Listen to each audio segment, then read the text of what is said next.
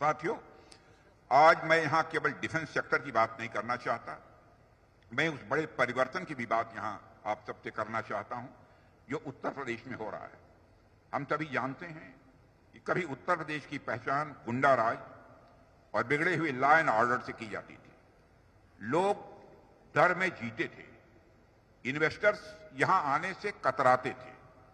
लेकिन आज का उत्तर प्रदेश हमारे माननीय मुख्यमंत्री श्री योगी आदित्यनाथ जी के नेतृत्व में मैं विश्वास के साथ कह सकता हूं बदल चुका है।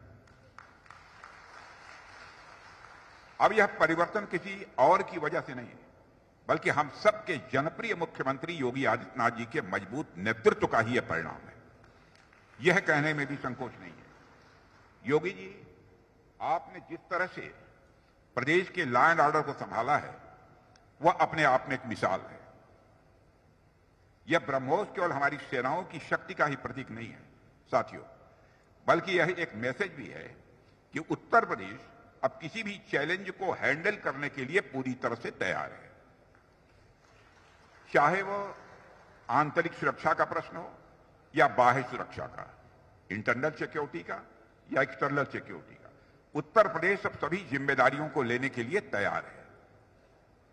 मैं इस अवसर पर योगी जी को बहुत धन्यवाद देना चाहता हूं। जिस तरह से आपने इस फैसिलिटी को स्थापित करने में अपना दिली सहयोग पर दिया है, उसकी जितनी भी सराहना की जाए वह कम है। मुझे किसी बात की कोई चिंता नहीं रही है कि फला चीज की कमी रहेगी इसके यहां स्थापित होने में।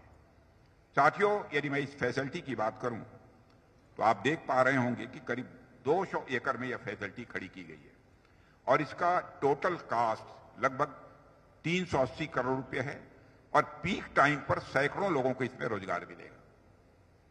यह प्रोजेक्ट सिर्फ एक डिफेंस फैसिलिटी नहीं है, बल्कि रोजगार और विकास का एक नया द्वार भी है। यदि आउटपुट की बात करें तो हर साल करीब 100 मिसाइल सिस्टम्स यहां से बनकर निकलेंगे। यहां से मिसाइल आर्मी को भी मिलेगा, नेवी को भी मिलेगा, एयरफोर्स को भी मिलेगा।